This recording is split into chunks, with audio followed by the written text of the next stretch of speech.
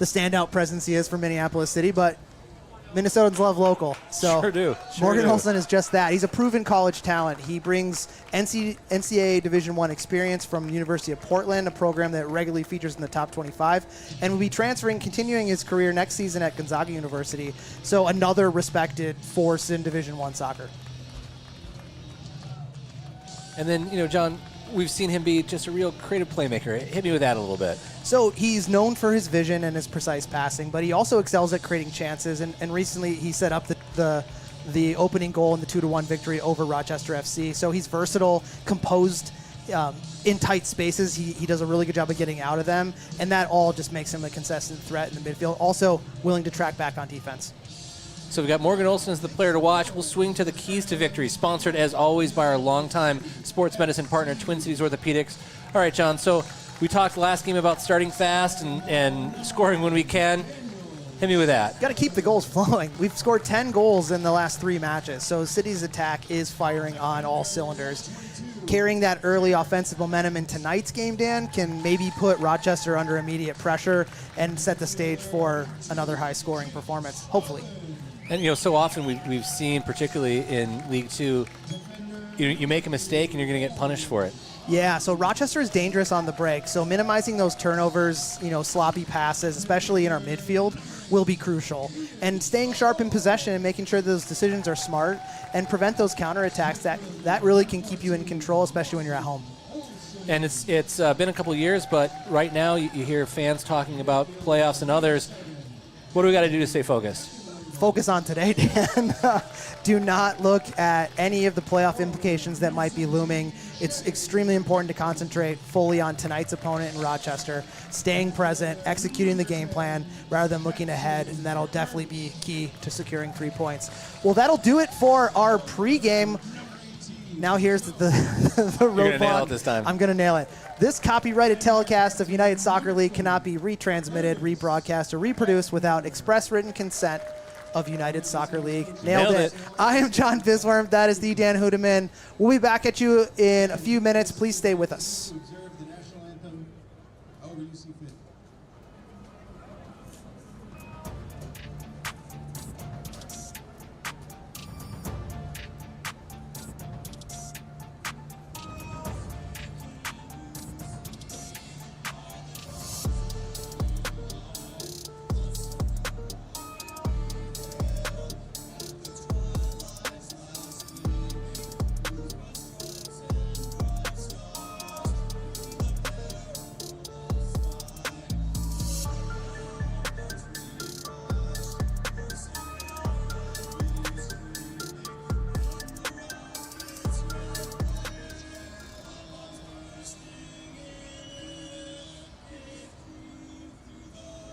Welcome back, folks. Edor Nelson Field on the campus of Augsburg University. USL League 2 action tonight. Your Minneapolis City Crows versus Rochester FC. I'm John Bisworm. That is the Dan Hudeman. The players are lined up. Let's get into the starting lineups for both teams, sponsored by Shell's Brewing Company. Dan, why don't you do the visitors? It's a little bit of a changed lineup for Rochester from where we've seen them before. Andrew Swancutt is going to be taking the gloves in goal. And as they start to line up, we'll see if the change in personnel changes the setup. We've got number 3, Bodrath, number 4, Juan Arteaga, number 5, Fabian Montenegro, number 19, Rinta Takagi, number 23, Sho Kinjo, number 8, Jovan Ramos, number 3, Jeloni Murray Powell, 18, Dominic Woolley, 9, Andreas Javet, and number 13, Oscar Arroyo. And for the home side, not a lot of changes, but some. For Coach Oliver, in net, Daniel Sessler, a back line of Curtis Wagner, Jared Hecht, and Cole Schragi. Midfield of number 2, Jake Swallen, number 8, Ian Shaw, number 10, Jackson Kirsch. Flanked by player to watch, number 14, Morgan Olson, and number 7, Andrew Heckenleibel. And up top, number 18, Joe Highfield, number 17, Shea Bechtel. So, Dan, there's a lot of history here. Even though both teams have been in the USL 2 the same amount of time, we've tangled with teams from Rochester for quite a few years. Oh, yeah. It goes back to the NPSL days with Med City. Always a good game, always very difficult to play. City's been on a little bit of a hot streak recently, but we know how quickly that can change, especially, John, with, 4 points between the top four. Right now, Minneapolis City is sitting number 2. Rochester sitting number 3. The title is in grass. The playoffs are in grass. There's all to play for, and that's going to focus the minds. Yeah, I mean, we haven't had, like we said in the lead-up, we haven't really talked about potential postseason opportunities in quite some years, and it's exciting. It's kind of what the fans in Minneapolis expect out of our team, considering it was a regularity in the MPSL. No, you're absolutely right. And so, particularly if you're Rochester, last time out at home, what a crazy game. You come roaring back to equalize late, just a few minutes left, only for the Crows to win a penalty, score the winner with basically the last kick of the game. Always as a player, and you know this, John, you're kind of in the back of your mind, you gotta make amends for that. You don't forget that. I mean, I like to say, though, people say, like, be a goldfish, have a short memory. I say be the exact opposite. Remember every little detail about every game you played in. So if you're facing a player, a coach, a referee, you remember that stuff, and you get that extra little edge that you can use in that particular match. And there's always been an edge in these matchups. Because going back to those MPSL days, you've had a lot of these teams be very even. Mm-hmm. And we've seen that in USL as well, and even right now. So just 2 points between the two, a lot on the line.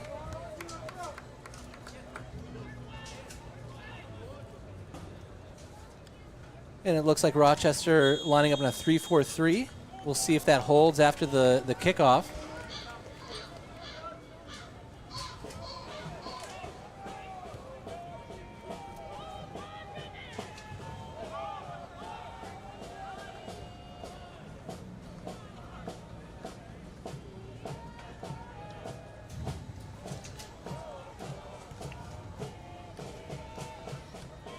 Nice job by Highfield checking back in. We talked a lot about that last game, Dan, for Highfield, how well he comes back in for what you might think from a big body striker, the opposite of what they're looking for. Typically they like to be on the last man, but Highfield loves to get into the action, and he is right now.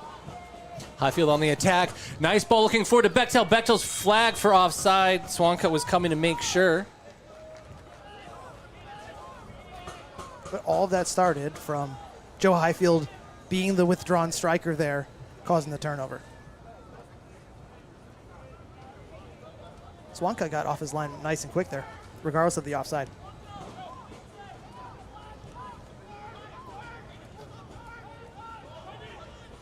Ball pings around, but Rochester retains.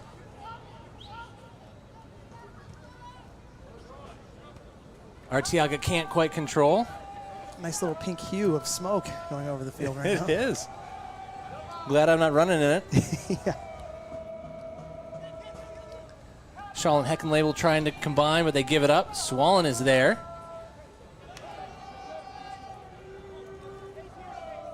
We've talked about in previous games, this is a narrow pitch, and it's one of the smaller fields in this Heartland division of USL League 2. It really challenges the players technically, but it also gives up some situations like this where it's not the prettiest football. Oh, boy. Takagi was looking quickly to see if he could, release Arteaga. Plays it out of bounds. Rochester pressing hard, having more of a higher pressure line than they did the last time out against the Crows. They sat back a little bit, which most teams do against us right away, and then that transition is what they look to apply. That was a nice turn from Murray Powell on Kirsch. Rochester doing a nice job retaining the ball early, though largely in their own half, looking perhaps to break quickly on maybe more of a counterattacking style, hit the wings, hit with pace. A delayed foul there on Bechtel. I agree with that one.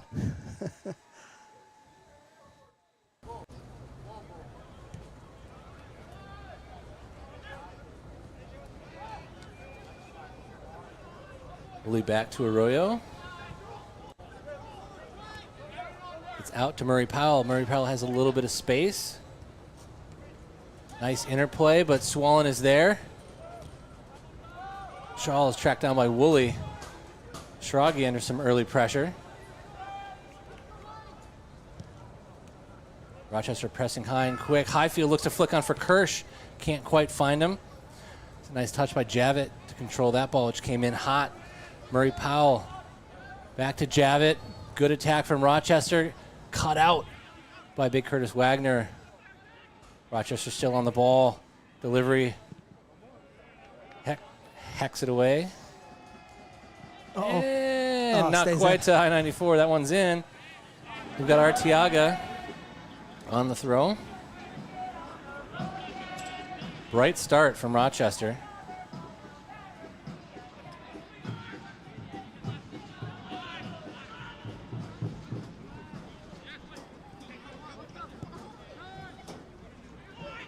A lot of energy from the visitors. It's Woolley. Takagi looking for a 1-2. Referee says no on Swollen. Bechtel finds Shaw. City looking to break out. Heckenlabel slows it down. Swollen. Whew. He hit Takagi right on him. Eyes in the back of his head.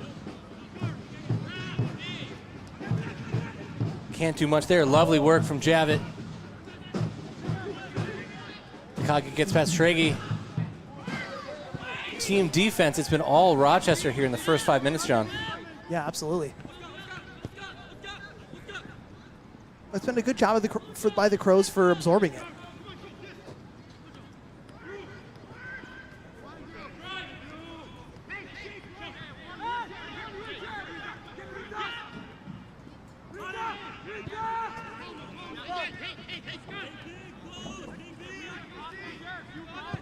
Murray Powell looking long. He's only going to find Sessler in the end. We're looking to take advantage of that space behind the Crows' back line. Just overcooked it.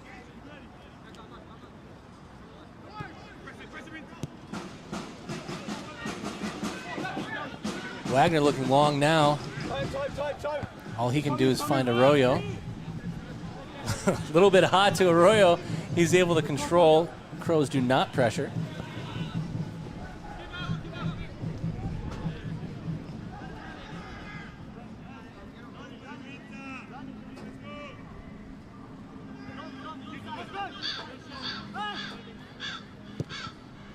Arroyo again to Murray Powell. We've seen that connection a lot. Murray Powell's been on the ball a good portion of the beginning of this match. He's done a nice job in that number 6 role, really controlling the tempo of the game. Good step from Morgan Olson, but it ends up all the way back to Cole Schrage.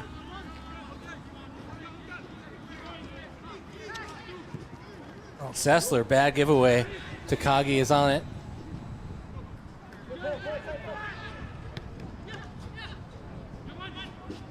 Ramos forced to turn back.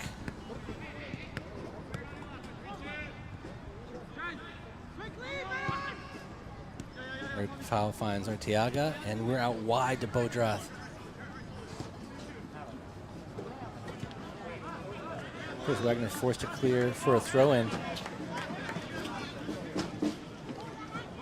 The home side sitting deep, having to defend really with a lot of energy as Rochester do a nice job just keeping the ball probing. That's okay, you know, as long as it isn't leading to anything dangerous, it's fine to sit back. A nice tackle from Javit on Kirsch. He ends up losing it, but that ball pings around, and that's where we see, you know,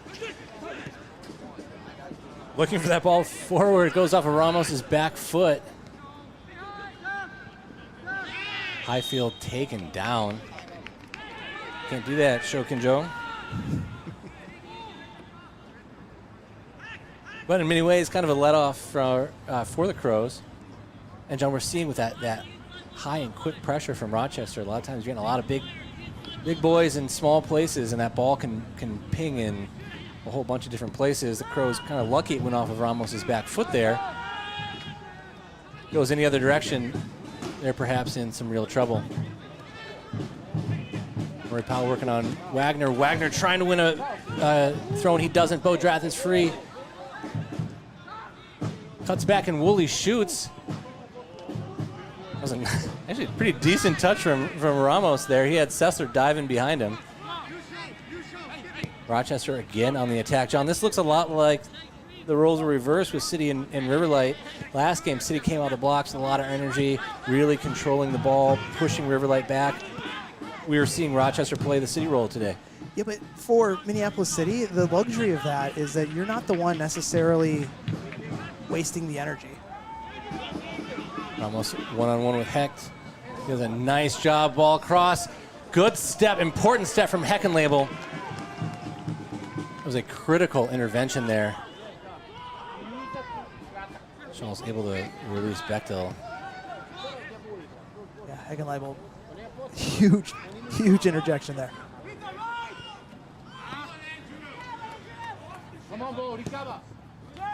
Bechtel finding Kirsch as City looked to break out and build an attack for probably the first time today. Shruggy made a good run. Hecht was looking for Shruggy. That's a tough touch from Kinjo, but he's going to be bailed out by his goalkeeper.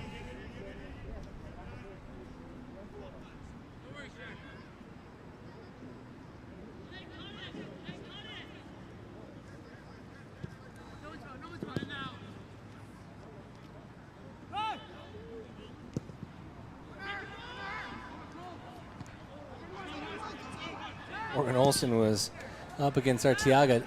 Not the two tallest players on the pitch, but man, they had some height there. It was a good win by Morgan Olson to win the first ball.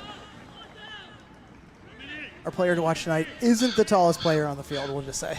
No, but he got like 3 feet of air that time. Yeah, absolutely. Maybe 4. We've got Curtis Wagner coming over. John, this may be a long throw opportunity. Yeah, you typically don't bring a center back up to take a throw in unless it's going to go a significant number of yards, Dan. Hecht and Highfield both over 6'3" in the middle there. It's a big throw. Murray Powell steps in front. Swallow doing a nice job there for City to retain the ball.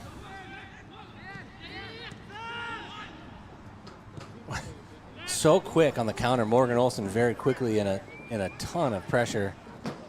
Sessler looking for Schrage. Really challenged him. Really great first touch.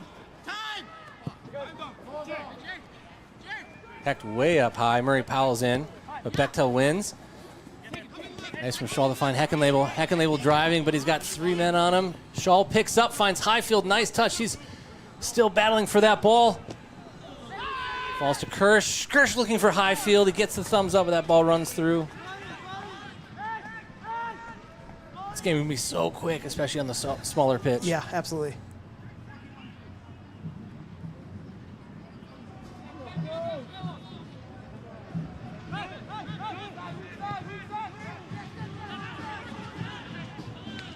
Royo was looking wide for Arteaga, but he's going to wish he had that one back.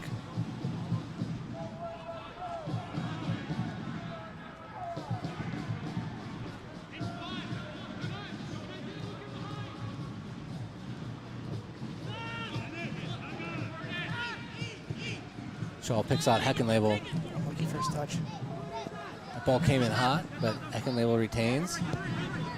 Curtis Wagner's come up high, delivers his cross to Highfield. Highfield can only flick on, but Morgan Olson is there. Not the most dangerous of spots, but it falls to Shaw. Shaw looking for Highfield. A little 1-2 may have been accidental. We just said it, this ball can come in fast on this small field.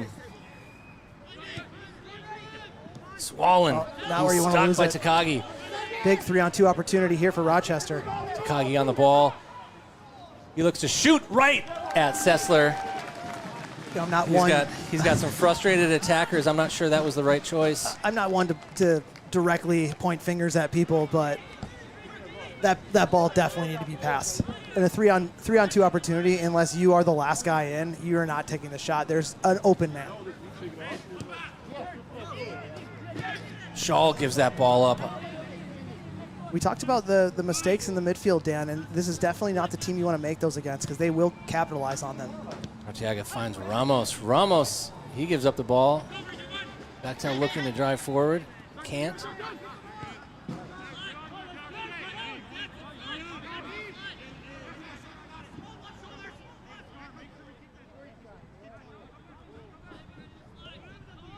Realizing we may have been calling somebody the wrong name. We have a number 14 on the field. That one on the bench. In their hearts, but not in the team sheet we were given.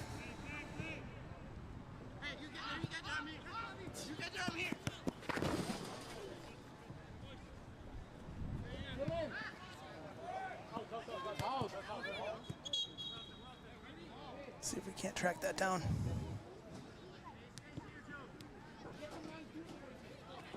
Hell of a throw from number 14. City can't do anything with it.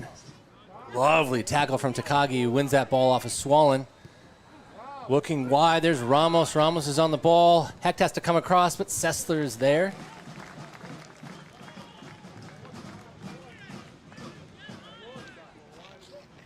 It's been a little bit loose for the Crows so far today, John. Yeah, it's early going. I mean, it's first 15. You don't want to have that happen, but there's a lot of game left to play to figure it out. Kerr staying strong, looking diagonal. Heckenlabel, great ball. Heckenlabel's on it. Heckenlabel one-on-one with Brodroth. He cuts in, shoots! Good save by Swankut. I like it. Great ball from Kirsch, really quickly to release him. And John, we saw this last game. Heckenlabel starting that run early, getting behind Brodroth. Great attacking intent. I'd love to see more of that Heckenlabel from last game, and like we saw right there. What we saw out of last game is that there was an attacker who was making the opposite post run for him. This opportunity was the first time where we saw him be forced to take a shot, and I like it. Great intervention by Morgan Olsen, who finds Bechtel. Bechtel's shot is blocked. Ian Shaw ends up hacking it away from Arteaga, and that's a Rochester throw in the end.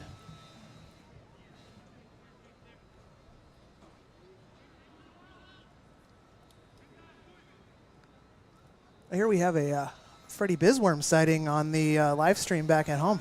Oh, gosh, you love to see it. City is, as they say, for the children. Murray Powell wins it off of Swollen, but it falls to Curtis Wagner. He drives forward, looking for Heckenlabel. Heckenlabel again on Drath, does a nice little move past him, but he's got that mysterious number 14 there.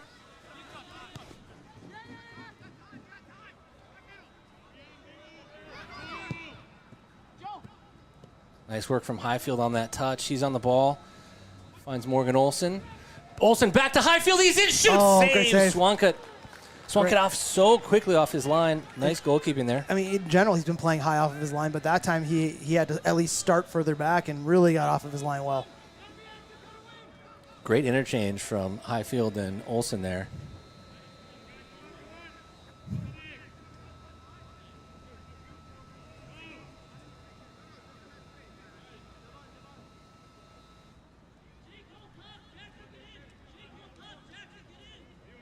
Long throw opportunity, looking for Hecht. Swankut is there. Really good job in traffic. Great goalkeeping there. It's been all Swankut in the last minute.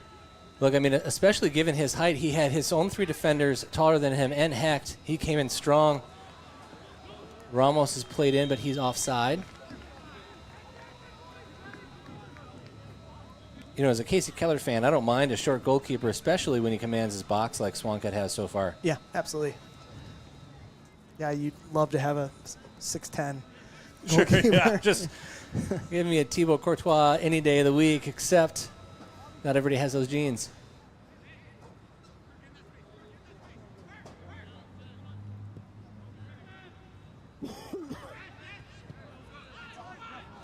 Ian Shaw's open.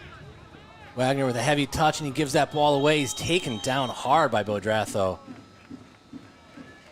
Really, if you're Brodroth there, you got to feel like didn't need to do that, especially with Takagi, who's I think he's been super energetic and very dangerous, and moving quickly once that ball's given up.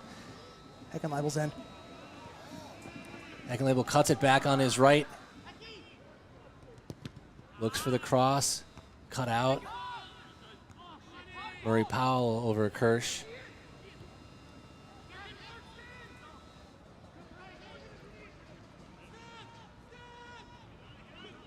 Olsen finds Highfield. Highfield with a flick into Kirsch. Kirsch is in, but he's wide. Cuts that one back, looking for Heckenlabel. He had him there. Headed away. That's a City corner. That play all started with just the composure of player to watch Morgan Olsen. could have tried to squeeze the ball into a really tight space, but chose to be more composed and calm on it and allow the play to materialize. Really good job by Morgan. I think we also have to give credit to that. That was a nice first touch. Ian Shaw played out to him very quickly. Smart move. Shaw was under pressure, but Olsen's first touch gave him the opportunity to just take that second. I love a good first touch, John. Nothing? Delivered. That's headed away. Murray Powell heads away again. And Bo Drath, but only to Kirsch.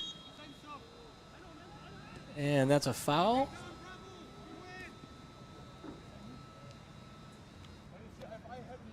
Your Rochester free kick.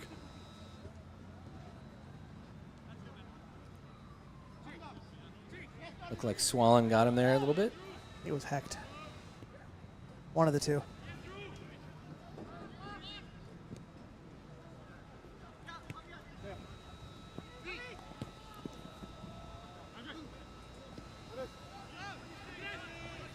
A nice turn by Javit, but Hecht is there to win it. Still battling, using his giant frame. It's pretty difficult to get around that guy. Label finds Bechtel. Bechtel looking for Kirsch. Kirsch retains possession after a heavier touch. Big tackle from that number 14. Whew. Still trying to figure out who that is.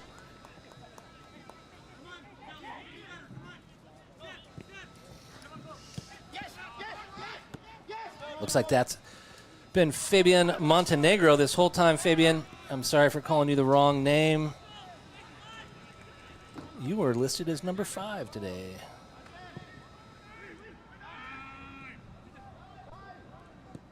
Takagi finds Ramos. Ramos is onside. Nope, he's not. That was a late flag.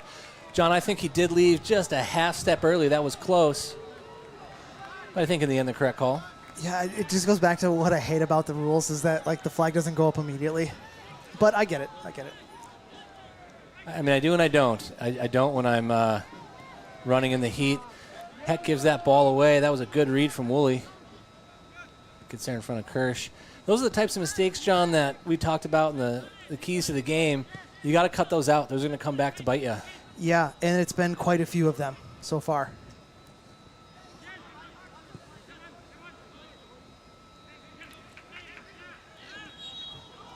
That's in the end going to be a foul on Morgan Olsen.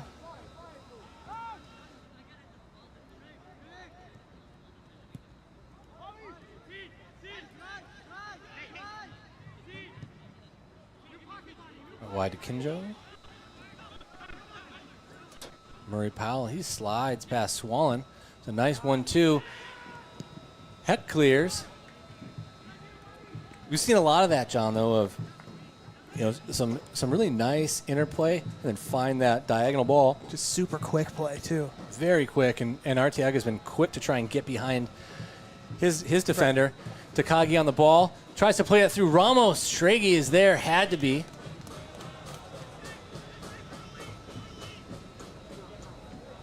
It's all kind of come through Murray Powell as well. He's been having just a fantastic game. Takagi's able to win that on the ground off Heckenlabel and then somehow wins a foul, though he just sort of threw himself to the ground. Probably the first dangerous set piece from a distance perspective this half. So those are the ones that, as a fan, I hate the most is when the attacker just kind of throws himself in the defender. Kind of gives me a little bit of Oklahoma City Thunder vibes. I say that as a Wolves fan, it still hurts. So I'll have Rinta Takagi standing over the ball.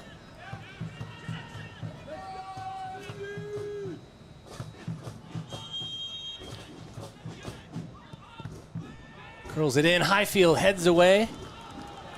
Bechtel's on the move. Shaw playing it long for Bechtel. Bechtel has one man in front of him, but Bodrath is able to head that high enough to win himself some time. Oh, unlucky touch. Bechtel looking for the layoff to Olsen, but he needed that to be a slightly sharper. Seen a lot of good pressure on Swancut. His distribution, kind of a lot of them been high for the wide players or out of bounds. So maybe something that the Crows can look to capitalize on. Olsen looking for Shaw. Good tackle from Highfield. However, he's not able to retain the ball. Nice flick on from Kirsch. Kirsch finds Shaw. Oh! He wasn't the offside guy, was he? I'll have to take a look at that replay. Yeah, we'll have to see. I thought Highfield was off, but I'm with you. I thought it was Highfield too. They both may have been coming back to the ball. yep, Nope, it was him.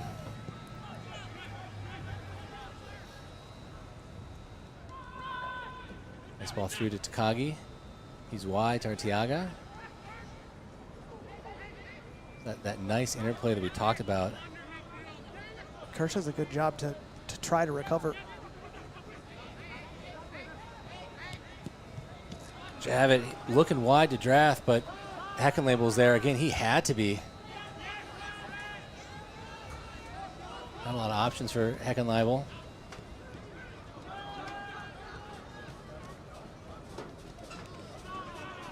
Bechtel eaten up by Montenegro. He's able to win a throw-in in the end, but Bechtel perhaps struggling against. They've been really physical against him. Yeah, they have been. And Highfield, too. I think that slide tackle win by Highfield had a little something extra in it. Highfield, yeah, with a shove. The thing is, those shoves in the back are particularly dangerous here when the fences are so close to the touchline. I wonder playing on turf. Strage off to Kirsch. Woolley is there. Bad giveaway. Another giveaway by the city midfield. Kirsch working hard to win that back on Woolley. Turns him back. Gives that up to Highfield. Highfield cuts in on his left. Shoved away by Kinjo. Good defending. Shaw also doing some good defending there. Arteaga can do nothing with it.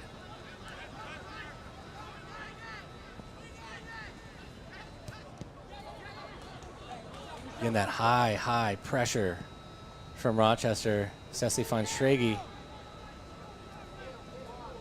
He drives forward under pressure. Look at that ball forward to Heckenlabel. Heckenlabel is in. He's in. And lovely stuff, and that's a city. Goal! Heckenlabel! In the 26th minute, number 7, Andrew Heckenlabel with his first goal for Minneapolis City on really what looked like any number of the players could have been offside. I mean, but Strage he was on. picks He was his head onside. up. Heckenlabel does his run perfectly, and that touch does really sell Swan cut. Swan cut. I mean, I love he's out. Not much you can do, right? You gotta push for it. Otherwise, you're gonna be stuck one-on-one. But what composure from Heckenlabel.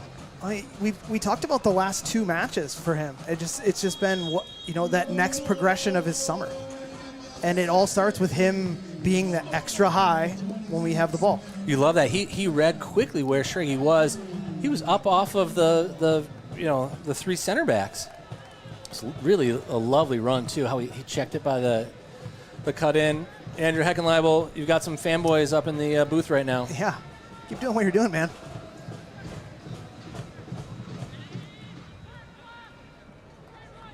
John, all too often over the previous seasons, we've sort of seen the opposite of this, where Minneapolis City would be the team kind of dominating possession, struggling to really create chances that are super dangerous, so you create some half chances, and then at the other end, that's where you kind of get gut punch or you give up the goal. You got a lot of time to play here in this first half. Do you make any adjustments on the lead, or has Hecht? That was an unfortunate giveaway. The ball falls to Takagi. He looks forward. I'll answer your question in a second here. That was a tough one for Javit. Important foul from Murray Powell here, who's going to get the yellow card here in the 28th minute. The problem for that one, though, Dan, is that he's been their most influential midfield player. Now he's on a yellow card with a lot of soccer to play. To answer your question earlier, before that attack started, changes you'd make now, I think Minneapolis City has to continue to absorb any pressure that does come from Rochester and continue what they're doing, but clean up those giveaways. For Rochester, I'm interested to see what their response is now, because they started out very, very aggressive, and now getting that goal put in on you, that's going to take a little bit of wind out of the sails, but also is it going to give them more of an opportunity to be spread open a little bit? you just kind of talked about those mistakes. It's a little bit sloppy from Heck there. He's able to keep it as a throw-in, but really, and again, we see it. This is a tough spot for the Crows. Not as clean as you kind of talked about. And again, those types of mistakes, they can come back to haunt. It only takes one. I mean, look what happened on our goal. Right.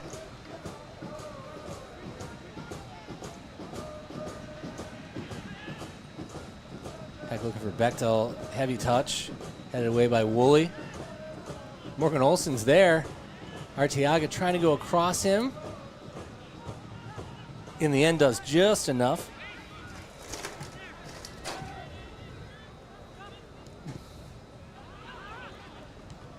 Olsen again. Another giveaway by Swan cut. Well in there from Arroyo on Highfield. Highfield really playing that kind of hold-up striker role. Maybe not as natural, but he's been excellent so far today. Kirsch on the ball, shoots! Oh, what Great a save from Swanscott with his feet. Danger's not over. Those bounces on this turf can be really challenging. Olsen struggled with it. He tangles a little bit with Arteaga, and the referee has a word. Didn't love that.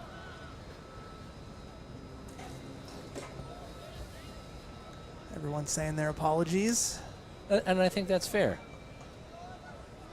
There wasn't much in it. No, right? No. But the AR was right there.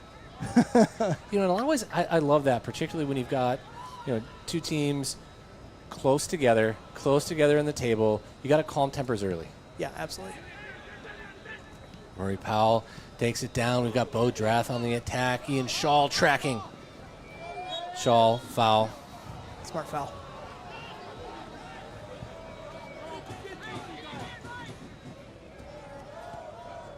Murray Powell with the restart. Montenegro didn't know much about it, but it worked out.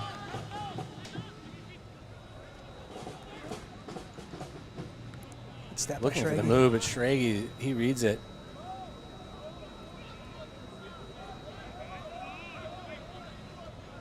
Much better from City in terms of keeping the ball there, especially in the midfield, although I say that and then Swallen was looking for a run that didn't materialize. He kind of had to get rid of it, to be honest. And that's when we've talked about Heckenlabel starting high. Swallen asking him to be there, but at the same time, so much of the Rochester attack has come through Bo Drath, who's been lining up against him in this setup. So you can see why Heckenlabel, seeing the situation, is going to be a little bit more conservative. Gives that away. Good fight to win it back. Gives it away again. Murray Powell. Ooh, and Heckenlabel is going to be called for the foul there as they both grappled for it. Murray Powell holding his side. Hopefully it's just a... Just got landed on. Yeah, just a small thing. That can still hurt. Yeah. Probably took the air out of him. For Heckenlabel there, that's one of those ones, like the first time to try to play quick out didn't work. That's where you just got to kind of put your foot through it and get it out of there. Those unlucky little bounces are the ones that we've seen hurt us. Absolutely. Takagi delivers. Really, really good, dangerous ball there. Whew. That was a tough one for Arroyo, who's out wide. And really, really lovely stuff from Takagi, who's been impressive. Woolley almost tracked down by Highfield, but it falls to Arteaga. Chips it in, headed away by Wagner, but only as far as Woolley again. How are we not able to get out of our half on a goal kick? Rochester doing so well winning those second balls. That's an unfortunate touch by Olsen. Olsen has to hack it away, and he does. He had Javit all over him. Rochester quick with the restart. Rochester have been impressive on the ball. Yeah, they have been. It's all been through Murray Powell. And I'd say Takagi, too. Like, yeah. Both of those guys in the midfield bringing a ton of energy, ton of quality on the ball. Big Kurt looking to go fast. Nothing there in the end. But I have to wonder, Dan, especially looking at some of Rochester's last few, right turn by Hirsch. But looking at Rochester's last few results in the table, like, are they running out of steam because of the high pressure? Sure. It takes a lot of energy, especially as it gets hotter this summer. Wagner looking to play in Heckenlabel. Can't do it. Drath wins the header, but Wagner's there. A little bit of ping pong, falls to Takagi, and now we've got an attack. Ramos with Drath on the overlap. Ramos turns inside. He's on Swollen. He gets free. Takagi on the ball. Looks to just chip that in to Arteaga. Arteaga. Oh, that's unfortunate. And that goes out for a City throw-in. Real let-off for the Crows there with Arteaga, who has been dangerous all game. Just kind of miscuing that one. But let's go back again. Takagi. I love that. Cheeky little ball. Defense wasn't planning on it. Perhaps Arteaga was confused too, but he's been excellent so far today. Well, he took a shot on a 3-on-2, so he was definitely passing. Except for that part. Definitely going to pass that one. 34th minute, Minneapolis City 1, Rochester FC 0. What kind of started out as a one-sided tilt for Rochester, the Crows have absorbed the pressure, Dan, and were able to nick that goal. You know, it's interesting. City had the more dangerous chances, I would say, although Rochester have had much more of the ball. Yeah. And, you know, if you ask me coming in cold who the home team is and who the away team is, I'd flip-flop them.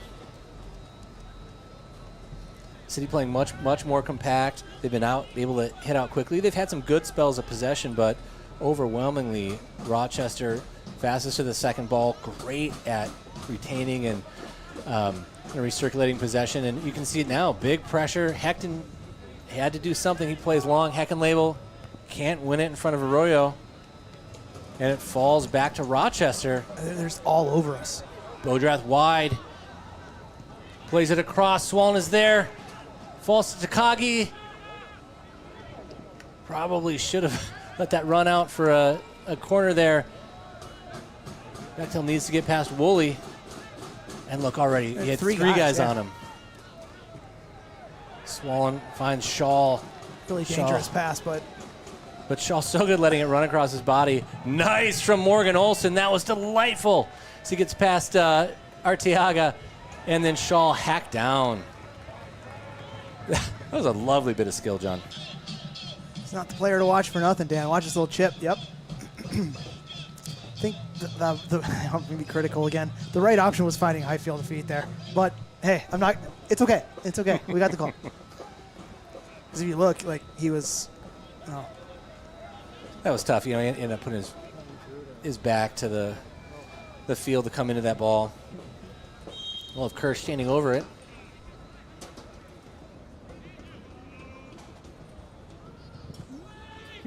Looking for Hecht. Hecht heads wide. Really, Swancut, no stress there.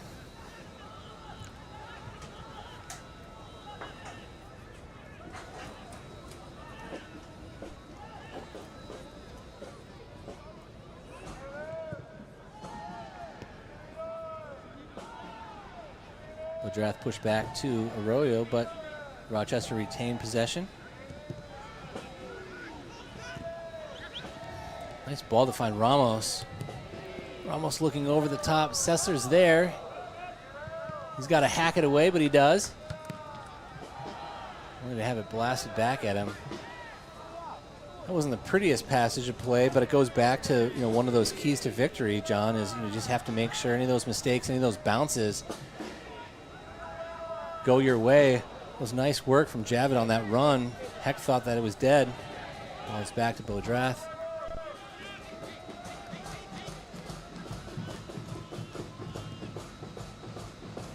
Rochester able to shift City around.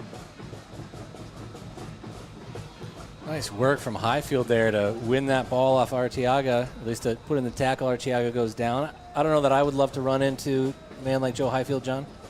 No, I would not either. One thing I want to mention, Dan, you're talking about adjustments. I think like an in-game adjustment, what I'm seeing that something the Crows could maybe take a look at is number 10, Jackson Kirsch, playing a little bit deeper.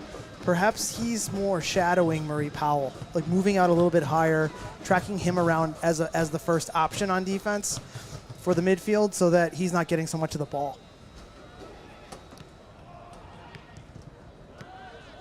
Straight has to hack away, and he does. quick restart. Morgan Olson is there. Highfield's touch lets him down, and Murray Powell is able to nick that off his foot. He's everywhere. He has been. He's been impressive for Rochester so far today. Look, and, if you look at Woolley, Murray, Powell, and Takagi, this has been a really nice midfield display from these 3 Rochester players. Schrage looking over the top to Bechtel. Oh, he just ate some turf. he sure did, but all effort.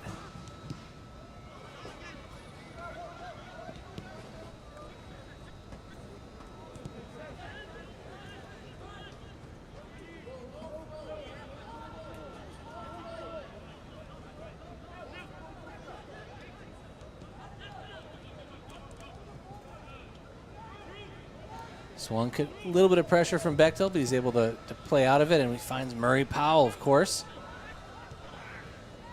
Who plays a fantastic ball. It's a lovely ball to Arteaga. Hecht has to get on his horse. Gives up a corner in the end. Arteaga's only open there because he didn't play any defense. He might still be feeling that impact from running into Joe Highfield. He did not track back, but ultimately gave him the ability to use all his effort for that opportunity. As that ball sneaked by Morgan Olson, it really, showed what Jared Hecht, one of the center backs, had to do pace-wise. It's not talked about enough how quick he is for how big he is as a human he's being. quick in general, and he's big, which is a great combination. Also delivered high to Arroyo. Schrage's there, and that's out for a Rochester throw-in. So you got 5 minutes plus added time, John. This has been a dangerous time, not just for Minneapolis City, but across the Heartland Division. How do you start to lock that up if you're the Crows? I mean, you just got to make sure you don't lose track of the runners and eliminate the dumb mistakes. We've got Javit offside. A little bit of a let-off for Minneapolis City. 4 to 6 minutes maybe left. Clear the ball out. Like, it doesn't have to be pretty right now. It just has to be good enough to get into the halftime with that goose egg on the scoreboard. Like, even this kick here, like, just with the goalkeeper at a high line, maybe a flick, something weird happens. Bechtel challenge, but that was away from Montenegro. Not a terrible outcome. Highfield, nice little turn. Oh, and he's taken down by Bodrath. Yellow card. Should be. It's his 3rd foul. But he may have gotten off because he had Montenegro next to him, where and look at this burst of pace from Highfield, really he nice. Didn't even try to get the ball. Should been a yellow card from behind. But that opportunity started because we didn't mess around with it in the back. Just get the ball forward. And this is how much time is this eating off now? Like, these are the little things that the Crows need to be really, really smart about. We talked about being locked in today. This is the type of stuff. I mean, you could even go short here to either of these players. Yeah, let Swallen spin a little bit wide, play short. And no one's marking him right now. Jackson Kirsch is on the ball. He's got some big boys there in the center. Murray Powell's kind of cheating between Shaw and... Oh, nice ball in to Swankut. Had to make sure he was paying attention, but he was. He plays long, looking for Ramos. Schrage is there. That's where that kind of unfortunate bounce can happen. Bodrath gets it back to Ramos. Ramos turns, but Curtis Wagner's there. And that's the thing. If you're not making quick decisions and if you're not really decisively going in a direction before you know it, you got 3 or 4 defenders on you, both sides. Mm-hmm. Turn by Takagi. Nice work by Curtis. Second label, Curtis Wagner. He's in trouble with Murray Powell. Did a nice job on him. Gives that one out for a throw. Again, just get it out. Eckenlabel giving his teammates some time. He had slid into the boards. We're all the way back to Arroyo.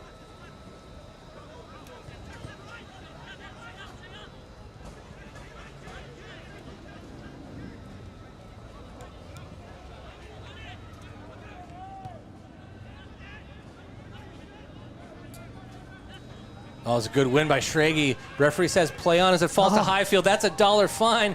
He gets a nutmeg on Woolley. Highfield picks his head up. Smart to take some time here. He is pulled back by the collar. Good thing those Stimulus Athletic jerseys do not tear. Little sponsor shout out.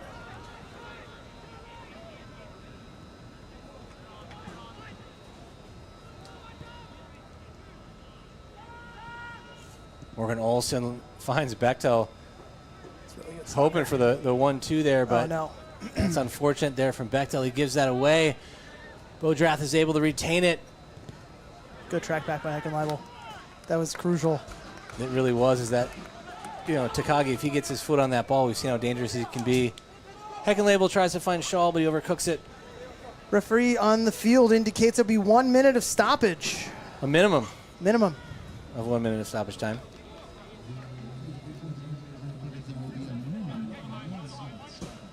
Great turn by Ramos. This is a great turn on Wagner. No, Oh. he ran right into him. He goes down. The Citizens fans shout Oscar. Yeah, he went down pretty soft. I mean, the referee was right there. He saw some contact, I understand, but there was no elbow. Yeah, this is a pet peeve for me is players going down, clutching their face when there's really not that contact, because that's the type of thing that gets players sent off. Yeah. It's one thing if there's contact, that's fine. I get it. You want to sell the foul, but selling it that way, that's just dishonest to me. Into stoppage time right now. This is where the Crows have had a little bit of misstep, Dan. I don't want to curse the commentator here, but this is where absolutely have to be locked in for the remaining seconds of extra time. And Takagi standing over the ball.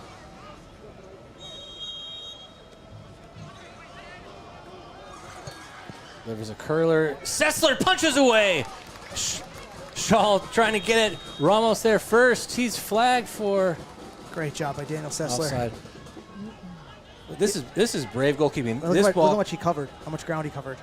Curling away from him, always tough. Gets in front of the attacker. He had to. Lovely stuff. I have to believe this is probably the last kick of the half.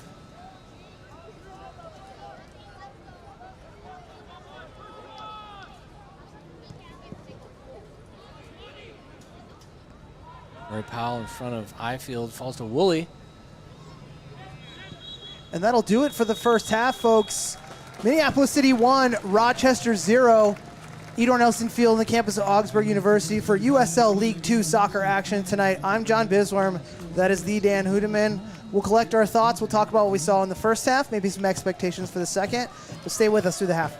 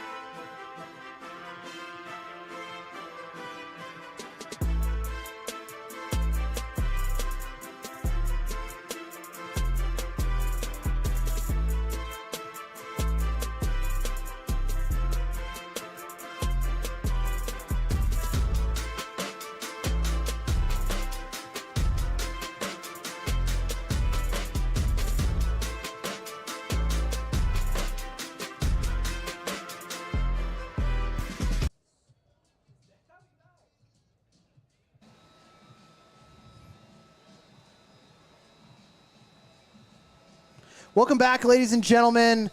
I'm John Bisworm. That's Dan Hudeman. USL League 2 soccer action tonight here at Edor Nelson Field. Beautiful night for soccer, Dan. Minneapolis City 1, Rochester FC 0. I think there's a lot to unpack for me in this one, Dan. There being is. that I'm a retired central midfielder. But let's just talk about straight statistics before we go into things. There was a yellow card for the visitors early on in the 28th minute. That was Jelani Murray-Powell, who was all over the place. That's really the only stat line outside of the 2 shots on the scoreboard that they have. For Minneapolis City, 6 shots to the 2, goal in the 27th minute, so right before that yellow card by number 7, Andrew Heckenleibel. Outside of talking straight stats, Dan, this has been a real downhill match for Rochester. I mean, this is one where I feel like Rochester's playing the kind of the role of what City has in the past few seasons, dominating the ball, doing a really, really good job of controlling the match. But the best chances are the other side, and the goal comes from the other side. If you're Minneapolis City, out of those 6 shots, 4 really high-quality chances, Andrew Heckenleibel's goal. Yet, really, you'd have to give credit to Rochester for kind of dominating the ball and, in a lot of ways, dominating the game. I mean, the pairing of Takaga and Murray-Powell, and then we'll throw Giovanni Ramos in there for Rochester, 3 really dangerous players. But like we were saying, we were kind of trying to get our thoughts together on the break. I think a lot of the chances that did come for Rochester were as a result of a Minneapolis City mistake. Well, they've been playing with such high pressure, and they started the beginning of the game just really relentless, and relentless in all stages. They've made it tough. Any indecision from Minneapolis City before they know it, they've got 3 Rochester guys all around them. It's really been an impressive press. Yeah, I think so. We saw that last time these 2 teams faced down in Rochester. It was a lot of high pressure for Rochester FC, but the difference being that field is wider, so Minneapolis City was able to play out of it. Now, I mean, great scouting by Rochester, figuring like, hey, it worked in a bigger field.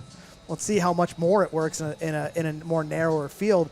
But I think, though, that like there were some chances for Minneapolis City where when they did have like an extra yard or 2 of space, it was quick 1-2s creating shot chances. Well, and especially it would give a shout-out to our player to watch, Morgan Olson. To me, John, all game long, he's been one of the players willing to take the touch, to calm things down, to pick his head up. Let the play materialize. Yeah, we talked about that.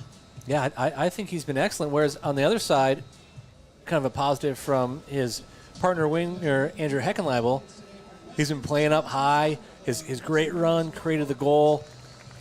But overall, if you're a City, John, do you think you can give up that much of the ball and come away from a result? I think it's okay as long as you eliminate the mistakes. So if you're allowing Rochester to have, 45 to 60% of the possession in a half, you have to eliminate giving them opportunity when you have the ball, like immediately turning it over or trying to make a decisive slicing pass when you know they're going to jump on it. So clearing balls out. I think this one has to get real direct for Minneapolis City until Rochester shows that they're maybe a little bit out of gas from pressing the whole game. I think it really has to be kind of Route 1 soccer. I know it's not beautiful, but... Well, if you think about the goal, you had Cole Schrage win the ball, drive forward under some pressure, and he played just a lovely ball, really kind of over across the back 4, and it was Andrew Heckenleibel's run that made it happen, but quick, decisive, direct. You may be onto something, John. Yeah, absolutely. Well, the interns are having trouble getting the 40 versus 40 youth soccer game to stop at halftime here, but both teams are ready to go. I see 2 yellow jerseys sitting at midfield waiting to come in. We'll get the substitutions on that, but I think for Minneapolis City, Dan, it's bend, don't break. See what Rochester's going to come out with. If I was Rochester, I would not change a thing. No. Outside of personnel, maybe. I would continue to do what I'm doing to start the half and to see how it works. And if that second goal comes from Minneapolis City, then maybe you're just kind of deflated at that point because you've been pressing so hard. But I think you're right, and using substitutions like that to make sure that you continue to bring the energy because they've been so energetic, and that's been something that's been really difficult for the Crows to handle. But you're right, John. If you're City, you need to make sure that you are you're bending, not breaking. You're being decisive. 45 minutes to play.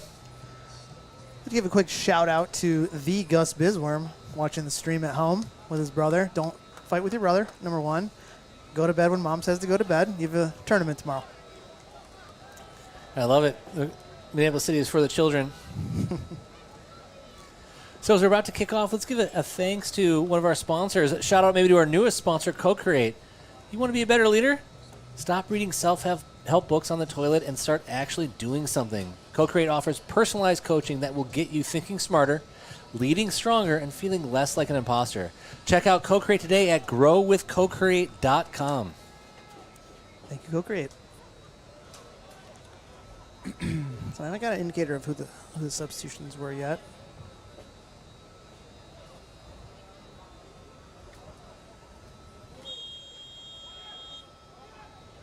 So Rochester with 2 substitutions. We'll get to them once we hear. But as Minneapolis City kick off, they're going to the left to right on your screen. We're in white, while Rochester is in yellow. Arroyo heads away, but only to Swollen. Swollen taking, well, he and Takagi got wrapped up, and Swollen ends up giving up the foul.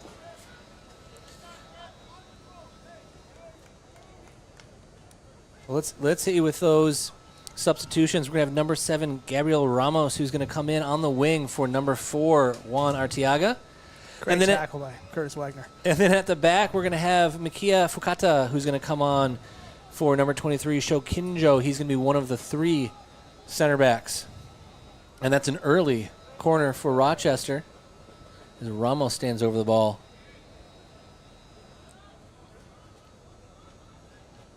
And a bright start again for Rochester, like bringing that energy from the first half. And we've seen so often in the Heartland Division that it's either side of a goal or the halves that we've been seeing goals. Ramos delivery, a nice one. Too high for Arroyo, but Murray Powell, Highfield hacks away, and then Kirsch gets it clear. City have to organize. I mean, why not?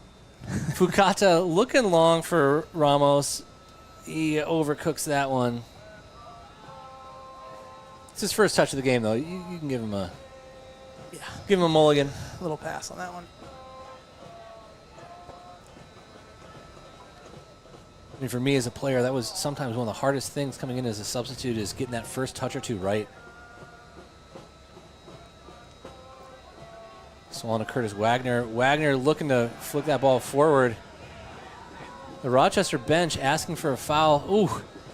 Swollen puts that one out. That's going to be a Rochester throw. The Rochester bench asking for a foul. I'm not sure what Wagner could have done with his momentum. Yeah, I mean, he played the ball, and then he has to land on his feet. So he does. He's not coming straight down, but that was a pretty serious collision. And Takagi is going to deliver here for Rochester, who, again, like you said, bright start, already putting Minneapolis City under pressure here at the beginning of the second half.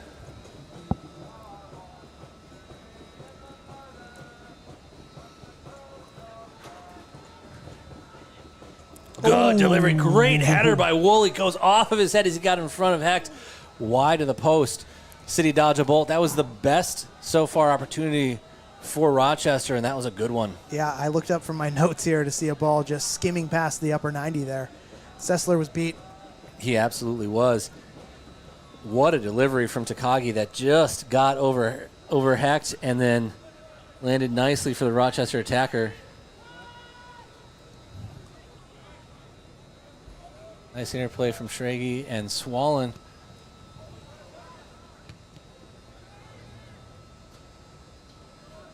Good win from Javit to Ramos. Ramos has 2 men around him, but he's driving on Wagner. Good job by Wagner. Here's Murray Powell. He has to go all the way back. But here we have Fukata.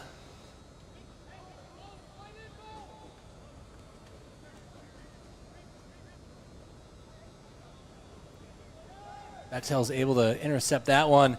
Oh, nice work there. Good drag back. Ramos gets the back of his foot. That was absolutely a foul, despite the argument with the referee. The referee's done a really good job of letting advantage go this game. You know, this referee, I think, not just advantage, but he's been really clear on what's inbounds and what's out of bounds in terms of fouls, quality play, and you love that. And he's sure-footedness. And he's been right at all the action. Absolutely. This has been a center referee. If you end up watching this again, this has been a great performance. Fukata is going to take that throw in. Long looking for Murray Powell. Finds Swallen, who has to overhead kick that one away. Once again, a Rochester player is right there to take it off. Bechtel not able to control that. That's a step from Heckenlabel. Whew. That ball gets past him. City under the cosh here. Woolley gets in front of Bechtel. And all the way back from Montenegro. This has been all Rochester to start this half.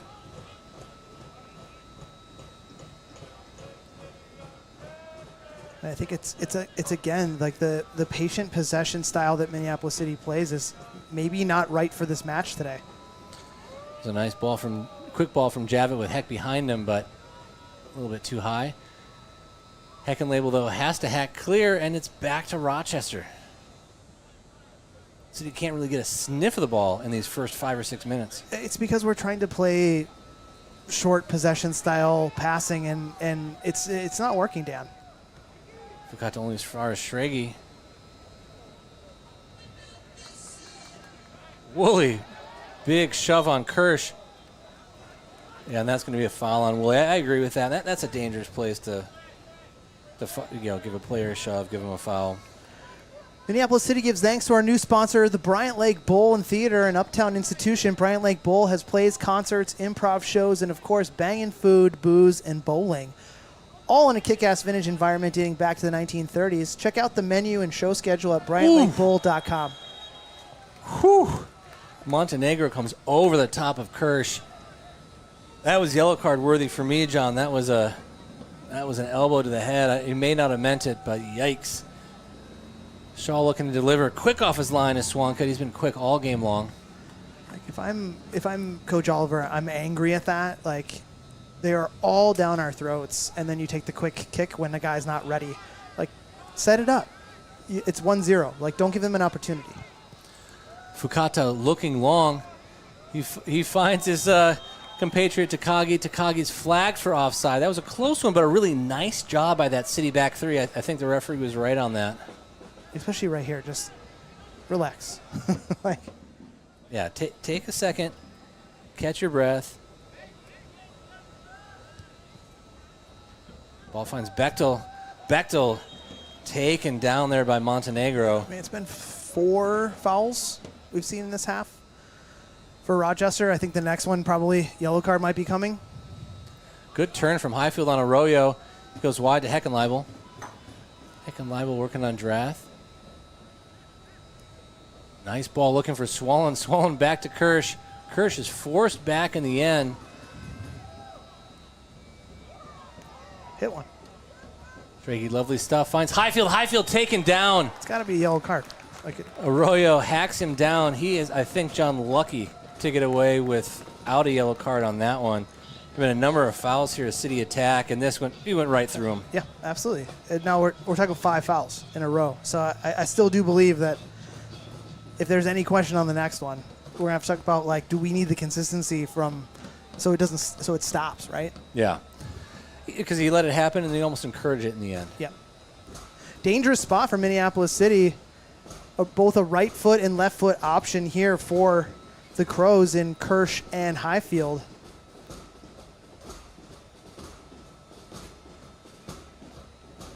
Two really quality college players, 2 young college players.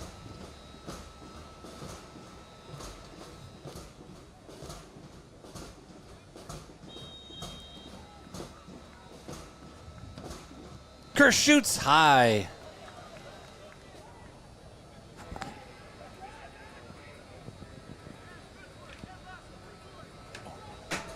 Oh.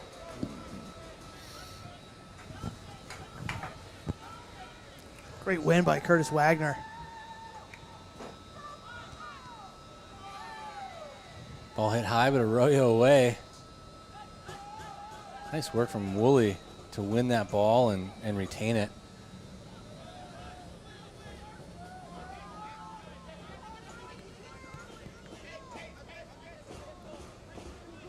Schrage wins that. He's under a lot of pressure. Het gives that away. He is under a lot of pressure. Unfortunately, gives that one up to Ramos. Ramos has some decisions to make. Oh, he took himself out of the play. He was turned back by Shaw. It was a dangerous counterattack before Ramos was turned backwards. A really good job from City to recover and get all 11 guys behind the ball. Fukata has some time. He looks to find Takagi. Takagi looking for the 1-2. Misread that time. That was the first time, really, those two have not been on the same page. They've been so dangerous, particularly with that, the triangles, the 1-2, the short passing. Yep. Nothing to add to that, Dan.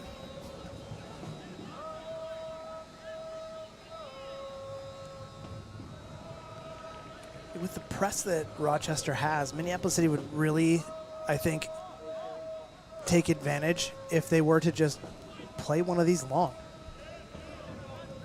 They go short there. It ends up with Kirsch. Kirsch had Woolley on him. And he's hacked down by Woolley again. That's the 6th in a row. And it's quickly played by Swallen to Olsen. Olsen looks to release Bechtel. Bechtel can't quite get past Montenegro there. And let's take this break. We'll say a little thank you to Schell's Brewing, home of the iconic Grain Belt Premium. Schell's has a German craft brew perfect for any season. Available at bars and liquor stores everywhere. Thank you, Schell's. Don't worry, Dan. The write-ups get everybody. I'll tell you, I've been drinking a lot of the Schell's notorious Pils, John. It has been a delightful summer drinker. Premium lager guy myself. Oh, I love Primo. Long throw from Wagner into the mix. Hecht is pulled down. And there's a foul called on the Crows. A lot of grappling in there. Quick by Swankut.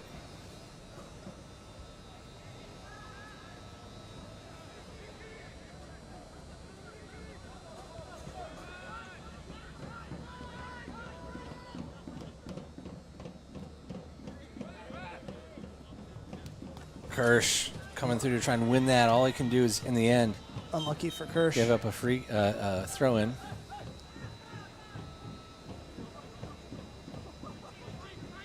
Fukata looking for Drath. Swallen is there instead. It's a high boot.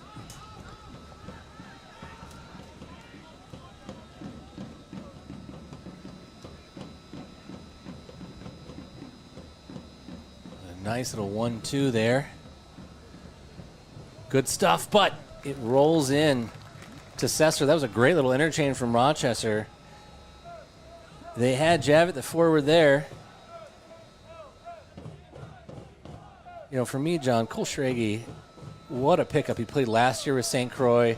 He has been just massive for the Crows all season long. Yeah, it just the guy everywhere he needs to be from a defensive perspective.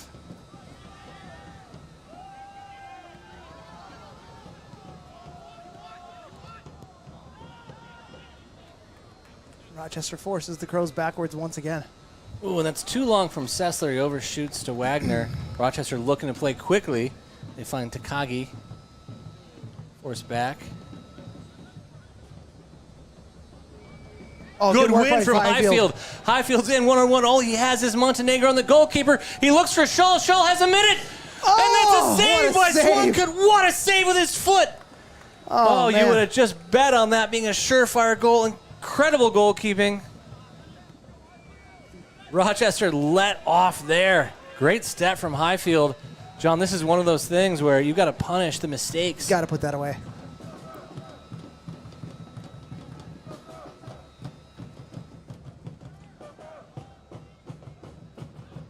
Swankut sends it long.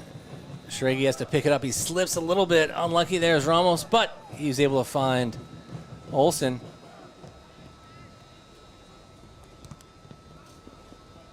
Bechtel got a little bit lucky. Montenegro didn't quite know what happened that one if that got stuck under his feet. Here we're on the 59th minute. John, as you start to look at the City bench, do you start to think about changes?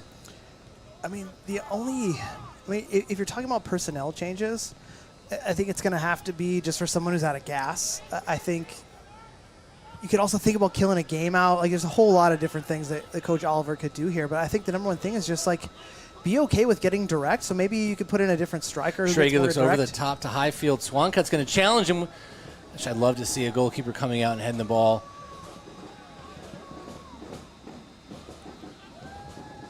Kirsch able to win that off of Draz's header. Maybe you get another striker up top you can go more direct to. I mean, like, there's a lot you could do if you're Coach Oliver, but I think something has to change. John, I'd be interested in thinking about it at the striker. Is there someone with some physicality? That's unfortunate from Schrake. He really challenged Olsen. He ends up winning that one from Ramos. He had to. Now he's in trouble. Challenge again from Ramos. I love how he steps forward on that ball instead of just letting himself get stuck with the ball under him. He's such a good player. Good turn by Kirsch. Kirsch looking for Bechtel. Swankut out fast. He had to be. Yeah, he had to be. I love a good adventurous goalkeeper. Bechtel has Kirsch asking for the ball. He plays it in. Kirsch offside. It was a little unfortunate. I think plays that slightly quicker. He's in, but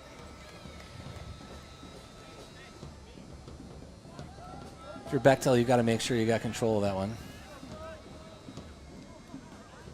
This game really has been, chances for both sides are off of mistakes from the other.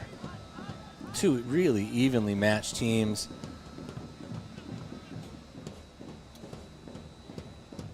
Good job by Heckenleibel there. Arroyo pressed by Highfield. Willie heads that one out. That's a city throw.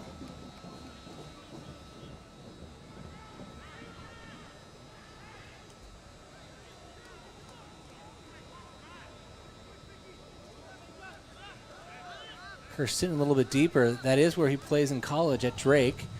Good run. Now he's forward. Nice touch on the ball. He gets wide. He's got two. Good stuff from Montenegro to cut that one out. Nice little back heel. Morgan Olsen gets to the touchline. He heads across. He's got Heckenagel. Heckenagel shoots. Oh, what a save. Incredible full stretch from Swankut. I thought that was a goal. I was thinking, like, why are you heading that? But what do I know? Looking for that top corner. Oh, my gosh. Just off his fingertips. Great idea. Sometimes you have a second to look at that, and that gives you all kind of ideas. Heckenlabel knew what to do. Yeah, he had a ton of times that ball dropped from the sky. If you're City, you grab one here. Huge momentum boost. Here it comes. Swankut has to head away. It goes to Highfield. He shoots high wide on his favorite left foot, but tough when that's coming down. It's a difficult angle. Swankut keeping Rochester into this one so far.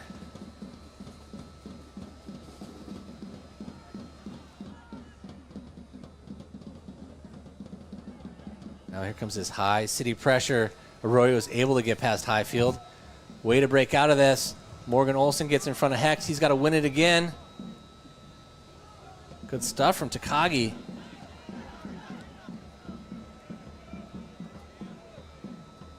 That was a decent run by Javit, but overcooked in the end. It was tough because he made the run. If the ball was a second later, he would have been offside. Nice stuff from Woolley winning that from Shaw.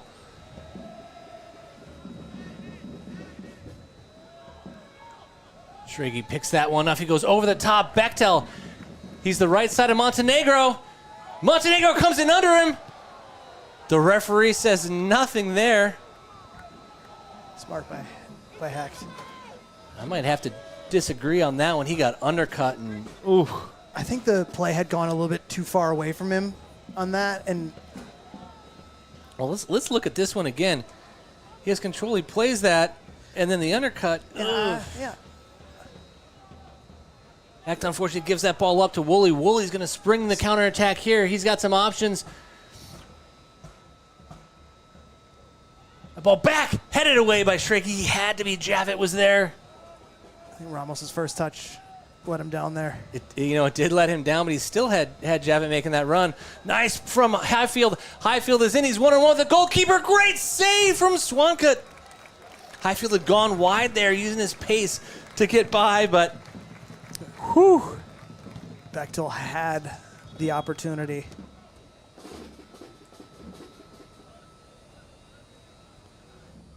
Substitutions coming in. We'll get to those in a second. It's like both teams looking to make some changes. And it makes sense. Well, not as hot as we were last week. It's still a steamy one here in Minneapolis. It's been so energetic. Looks like player to watch, Morgan Olson making way for number 19, Mizel Harris. And number 17, Shea Bechtel making way for number 16, Julian Banks. And this will be Julian Banks' Minneapolis City debut, the University of Washington Husky. Back from school, ready to make an impact. I got numbers wrong here. He is 48. 43, John. 43. Close. What a way to get your debut going with a header goal here. Good delivery. Punch away. Rochester out quickly. Good turn there from Murray Powell. Heckenlabel has to make the foul there. Murray Powell making a meal of that one. Yeah, I thought Heckenlabel got the ball. This is one of those things. Just putting your head in your hands. Come on. If you're hitting the head, fine. If you're not, don't do that. Well, it's a great opportunity to do a sponsor read, Dan. Minneapolis City is in good hands with their longtime sports medicine partner, Twin Cities Orthopedics, with orthopedic urgent care open 7 days a week and a wide range of specialty services. You can achieve your goal of returning to your best. Learn more at tcomn.com. So we've got some substitutions from Rochester. We'll get to those in a second.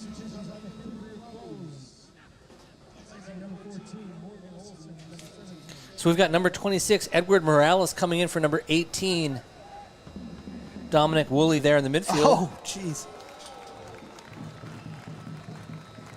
And then we've got number 22, Ferris Kolic, coming in for number 9, Andreas Javit.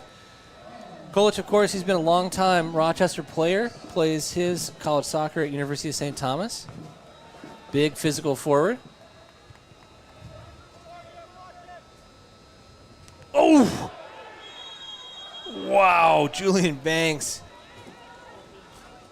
taken out by Montenegro. I'm floored that he's escaping a yellow card for that. Wow, that's not the first time he's led with his elbow. As they say here in Minnesota, John, oofta. Yeah. Doesn't feel good for anybody involved there. Well, why lead with your elbow like that? I mean, to me, that's the difference between you're going up trying to win the ball. He actually already won the header if he didn't. You turn your body, you lead with the elbow. Don't love that. Well, here we're on the 60th minute. Minneapolis City 1, Rochester 0. Rochester's really been controlling the ball. City with the better chances, but it's really on a knife edge. It's like the Rochester coach is getting a yellow card. I got to be honest, that's not something I get a yellow card about with my defender led with his elbow, but you do you. Yeah, it's one of those ones you make the referee come all the way over there, you're definitely getting booked. Referees don't love running that far just to tell you to stop. Right. Shaw delivers. Banks. Oh, good grab from Swankut. Plays that quickly out wide. Heckenlabel out back quickly on Ramos. He needed to be.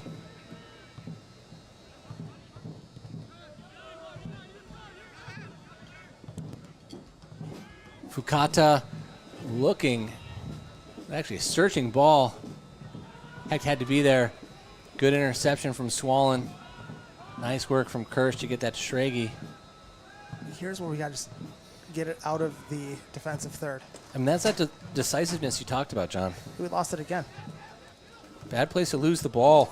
Nice stuff from Ramos. Murray Powell. Swollen is there.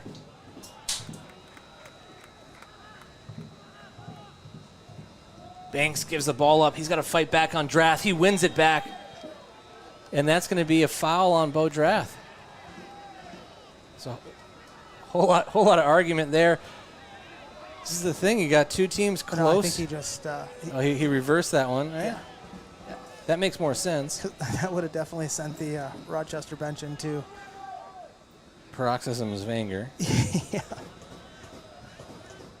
I don't disagree with him.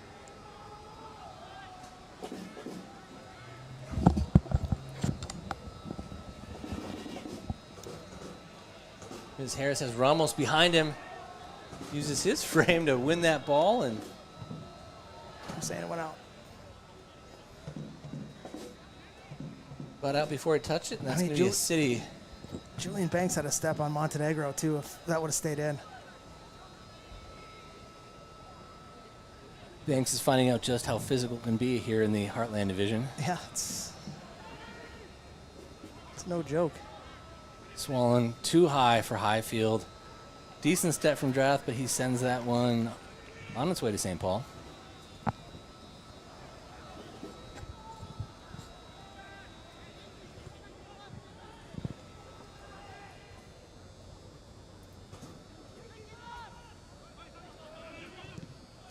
Good set from Highfield. Makes Montenegro knock that one into him. But in the end, Fukata is able to win it. Oh, and a good win. He's going to save Ramos, send Ramos. Ramos has Hecht on him, and he dribbles that one out of bounds. Heard footsteps. Or felt them. Man, those are big footsteps. Kind of reminds me of Jurassic Park, if you remember the original one, right?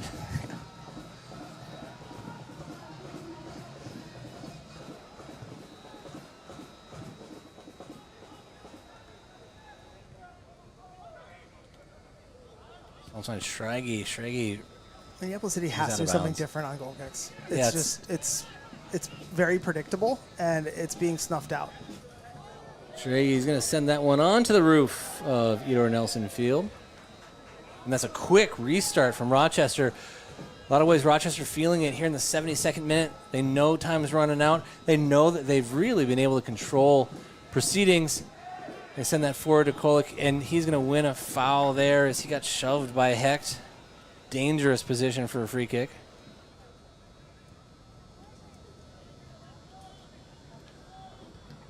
We saw last game, John. This game is not over until the final kick between these two teams.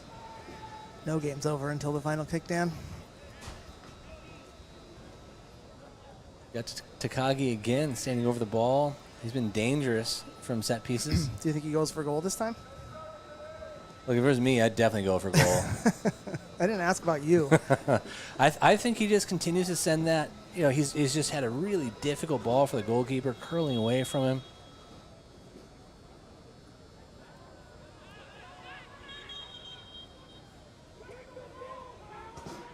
There's two minds there in the referee. Let's reset this one. I don't understand why the wall breaks there. Takagi, good delivery, just wide of the post. Whew. Maybe he should have gone for goal, John. I almost did. Sessler finds Swollen again. Swollen finds Kirsch. Kirsch with a man on him. Lovely bit of skill there. Kirsch finds Shaw to get out. He's quickly closed down by Ramos. Ms. Harris battling. You have to say that's fair in the end. Fukata was all over him. That's a quick restart. Here comes Shaw. Shaw playing back to Harris. Heavy touch. Harris is wide. Cuts it across, and that's knocked free. So we've got Ramos, who's going to be running at the City defense. Oh, bad. Good read by Swollen. Going to play that wide to Heckenlabel. Drath is there. He reads it, and that's going to fall to Ramos. Good tackle from Heckenlabel. Beauty. Well, Ramos is rolling around about. That's a good tackle. That may have hurt. He won the ball. That was a clean tackle, but that doesn't mean it wasn't heavy. Well, he's back up now yelling at the City bench, so I think he's okay. Now he's off the field right now. Referee needs to pay attention to this. Sideline ref's there, but that falls to Highfield. Oh! And he stops it right when Highfield's on the ball. You have to send that player off if you stop that attack. I mean, you absolutely do. You can't leave the field of play. He left the field of play.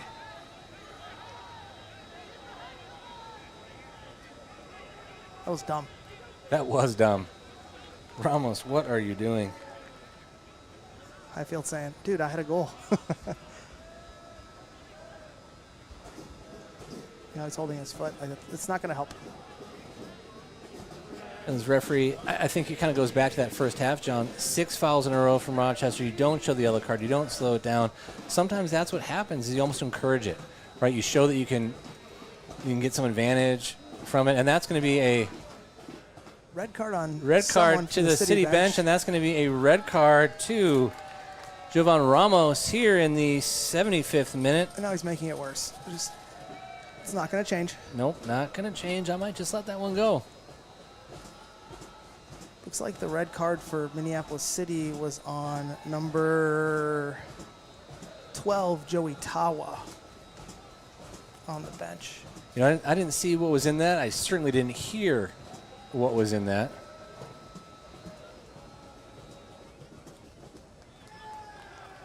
The referee's explaining it to Rochester defender Bodrath.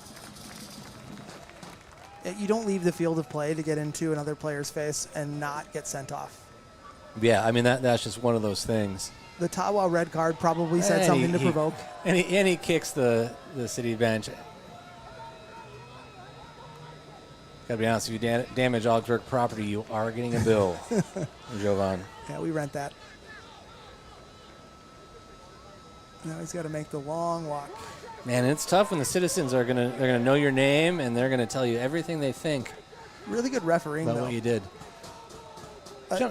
Quick to make the decision. Don't let the city bench keep jawing at the player. Don't let the player get away with it. I think it's really good. John, I think you're right. And this is a tough game between teams just 90 minutes away. Center ref has done a nice job. He was quick. He was decisive. That's what you got to be.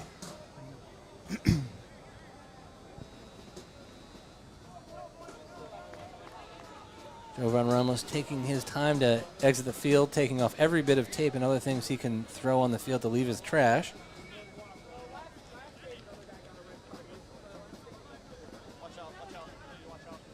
Back underway. It's a nice ball forward from Shaw looking for Harris. Harris on the touchline. Nope, that one was out of bounds.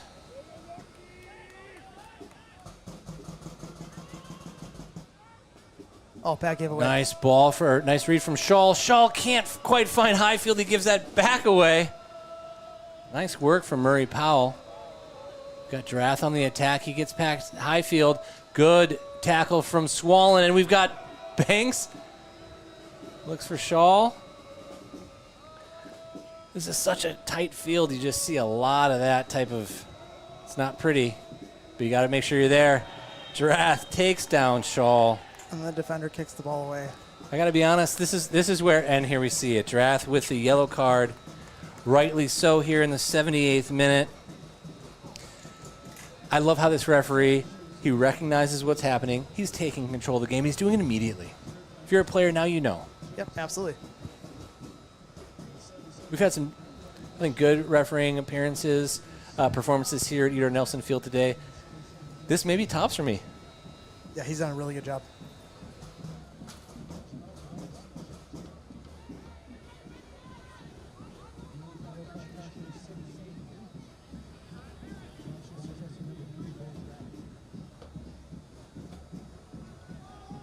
Kirsch standing over the ball. Delivers on the ground to Harris. Whew. Ramos was there as Harris tried to flick that into the goal. Harris wins that ball. Nice work. Big Curtis Wagner crosses. No one's there, and that's just going to fall to Fukata. He didn't know that. That was an excellent ball. That was a great ball. Banks pressing high along with Highfield. Ball goes back to Swankut. Takes the safe option, probably smart. He's been a little bit erratic with his distribution today. It's a great ball. Lovely, lovely ball forward. Swan was there, but it only falls to Takagi. City win that. Oh, he was looking for Shaw to drive forward, ends up giving that one away. We've got Ramos and Rochester on the counterattack.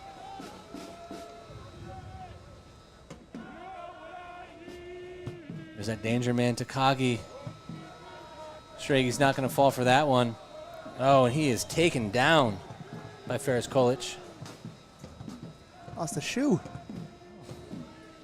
That's Shoe on the field. That's how you know it's a foul. All right, John, here we are, 80th minute. Minneapolis City 1, Rochester 0. Rochester down a man.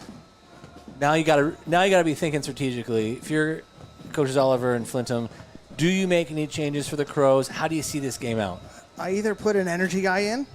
We definitely have one of those on the bench, or I put in another player who can solidify the defense, or move a player back, change a formation, something that allows your players to have more of a defensive mindset in their head without them having to trying to figure it out by themselves on the field. Hack toes it long to Banks. Well, in the vague direction of the forward, who is Banks.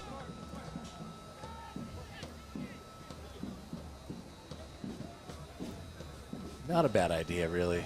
He cleared the lines. It's what was necessary for sure. That is a long throw. Nice touch from Shaw. Ooh, heck, pretty decent ball, but he found Montenegro there. Swollen wins it. He's going to take a second. Smart to find Kirsch. City have the man. We're starting to see the Crows on the ball. Nice turn from Kirsch. Kirsch has his head up. Finds Harris wide.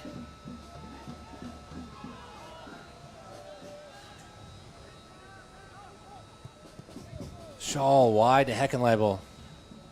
Oh, his touch lets him down. That's hacked away in the end by Bodrath. Heckenleibel's always been an option on that wing. Much more attacking, just like last game, John. I know you had a conversation with him. Oh, yeah, side conversation, I guess. I mean, I was like, hey, Andrew, what's up, kind of just communicated like, hey, like getting more involved quicker in the offense. Like the opportunities are going to be there, and look what's been happening. They have been. Yeah. Well, there's the quality in that City midfield to get him the ball and to get it quickly. Here comes Swollen. Swollen fires! Oh! What a goal! Oh, man! Swollen! Jake Swollen. I think that counts as a golazo, John. 82nd minute blast from almost 30 yards. That's Minneapolis City 2, Rochester 0. Wow. That one's a take your breath away goal. Coming really out of nothing. This will be a good angle of it. I mean, Swan Cut had no chance at this. Nothing. And just the way it dipped right before it got to the goalkeeper. Like, that's just a high-class finish. Now, if you're a child of the 90s, you'll get the nothing but net reference, and that's what that was. Always going in. Yeah, that was a big lift for Minneapolis City. And Dan, you have to go back if you're a Rochester fan and think like maybe we have 11 on the field. He's not wide open. Yeah, I mean, really, it's silly stuff from Ramos. Nice touch from Highfield. He finds Heckenleibel. Heckenleibel on the attack. Ooh, flicks that one forward. He had attackers. This is going to fall to Kirsch. Nice touch from Kirsch. Finds Heckenleibel. Steps over, shoots! Oh. That's high and wide, but you're starting to see City with the wind at their back. Well, they have an extra guy. That helps. That does help. Well, let's take a second there to say a little thank you to Twin Cities Orthopedics. Minneapolis City is in good hands with our longtime sports medicine partner, Twin Cities Orthopedics, with orthopedic urgent care open 7 days a week and a wide range of specialty services. You can achieve your goal of returning to your best. Learn more at tcomn.com. And I'll just say that right now, if you're a high school athlete, they're doing free high school. Highfield's in. Highfield is in. And Highfield, look at the chip. Good save from Swanka. Good goalkeeping to stay on his toes, not commit early. You got to put your laces to that one, Joe. No, if you're a high school athlete, there are free high school physicals at TCO. Give them a call. Check them out online. Book your free high school physical now. Ooh, lovely tackle from Murray Powell. He had to get that absolutely right as Kirsch went past him. Rochester on the attack. Good job by City to recover. Fukata knocks that one off. A little bit of a miscommunication there with, well, teammate Morales, and that's just unfortunate. But as we look at Highfield, ooh, too close to the goalkeeper. That near post was just begging for him to put his laces through it. Guys, look your best with the only barber you should trust in Minneapolis, Twin Cities Barber Co., locally owned and operated in the heart of South Minneapolis. They offer quality services that'll have you feeling your best. Treat yourself to a traditional barbershop with a modern style and make an appointment today at tcobarberco.com. And we did have some substitutions that came on while we were waiting, while I was reading. Number 18, Joe Highfield makes way for number 23, Tomas Mena, and number 28, Sully Twill makes his entrance for number 7, Andrew Heckenleibel. Banks hack down. That's absolutely going to be a yellow card. That's another red card. Well, that's his second yellow, Bo Drath, and he is off in the 86th minute. John, you can only get one yellow card a game. And, if you're Bo Drath and you had guys around you, you had Fukata around you, you have some coverage. Yeah, well, they actually won the ball. So he may feel rightly aggrieved, except I think part of the issue, and you said it earlier, is you set up just as foul. The referee's thinking about this differently. And number 5, Otis Anderson, enters the game for number 8, Ian Shaw. And we'll wait on the 2 Rochester substitutions. We'll get to them in a minute. But I mean, if you're a team that is within grasp of a playoff spot in Rochester, you have to keep your head. Yeah, I mean, this is a little silly to me. You're down a goal. You're controlling the ball. You get sent off, arguing with the bench? Come on. And then an unnecessary foul. I mean, that was, yeah. What are we doing? You had a bunch of players around. You're not in a difficult spot. Sully Twill on the ball. He looks wide to Banks. Swancut out quickly. Great job by Swancut. Really, really energetic.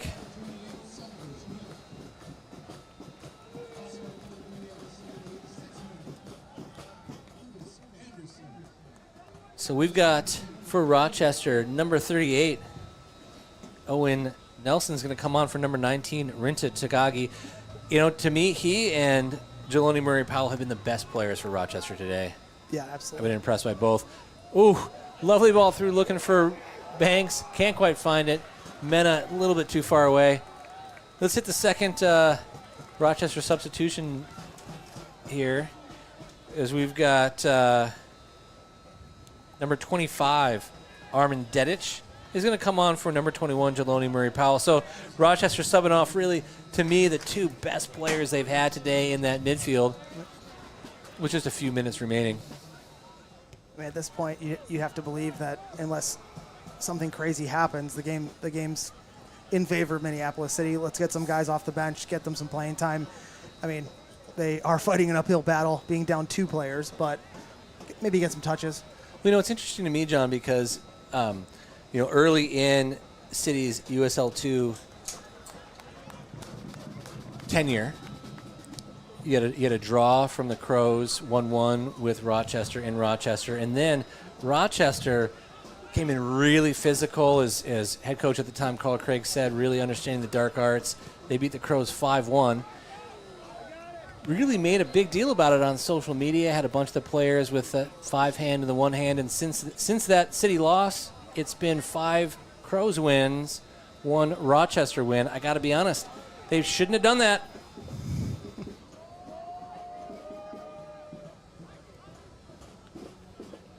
Good job by Julian Banks, tracking back. Ooh! Kirsch taking it out badly by Montenegro. Referee says play on as Banks is attacking. He looks wide. Unbelievable miss by Twill, who could have put that in. and the referee is going to go to Montenegro with a yellow card. Just ridiculous stuff from this team. They've completely lost their heads. And, John, I got to say, they've completely lost this game. Montenegro doesn't even go for the ball, not even looking at the ball. And should have been punished by a goal. He's kind of been on the razor's edge with the referee in the second half. He's had a couple kind of wild plays, and that's just another one. I think it goes back to the social media 5-1 posts of, you come in with that type of attitude, and you're gonna bring out the best in your opponents. I'm not sure they saw the best of Minneapolis City today, but still gonna have to drive home with the loss. Despite being ball dominant, it's 14 shots to 4. And they had really, if you look at that corner, just flashed wide the post, the best opportunity. If you look at City, I gotta say, you got 6 or 7. This could easily be. More than 2, for sure. We just saw it right there. That really should have been a goal from Twill. Those come in fast, though. Take nothing away from the forward arriving at pace or the ball at pace, but could easily have been another goal. Kirsch finds Mena. Mena shoots! Save! Swankut. Swankut's had a good game today. There have been some shots at him, but he's been equal to his task. He has. He's a big reason why it's only 2-0. And the referee's indicating 4 minutes of stoppage time, minimum. A minimum of 4. Swankut sends that one into touch. He's been energetic, really owned his box. I don't know that his distribution has been something that he'll take clips from. Sester sends it long. Mena competes but loses it. Ramos on the ball. Nowhere to go.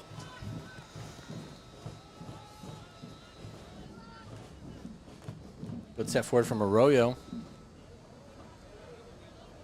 Heavy touch from Kolic, but he's able to retain it. Ramos wide.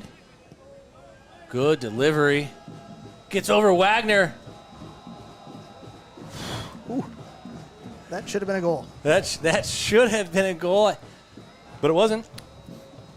Nelson fires into the side netting. Just skidded over the head of Curtis Wagner. I think Harris got caught a little bit ball watching there, and his man kind of leaked off and was able to get an opportunity.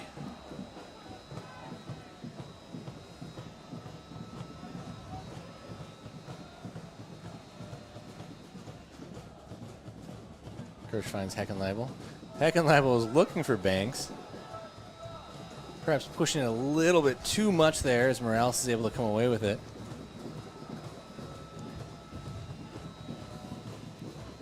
Kolic, heavy touch again. Mendez able to blast that one into the stand.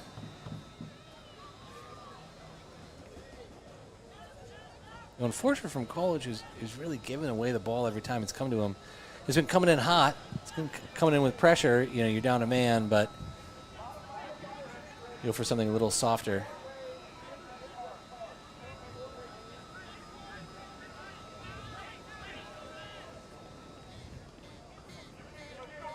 Dedic working hard, but he gives that one up for a throw-in. And we've got about a minute and a half left in this game.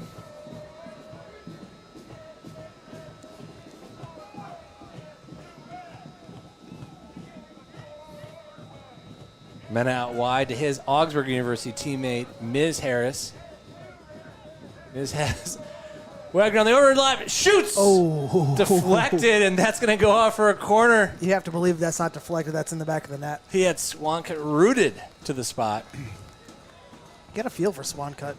The players in front of him, we talked about the mistake defensively that led to the Heckenleibel goal. 2 guys sent off.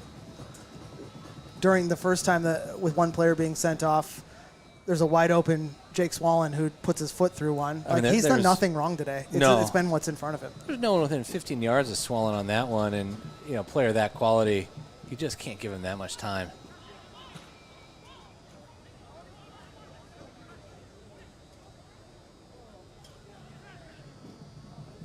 Curtis Wagner way up the field. Oh, unlucky touch for Kirsch. And that'll do it, folks. 2-0. Minneapolis City versus Rochester FC. USL League 2 action here from Edor Nelson Field on the campus of Augsburg University. I'm John Bisworm. That's the Dan Hudeman. We're going to break this one down in a few minutes. Please stay with us.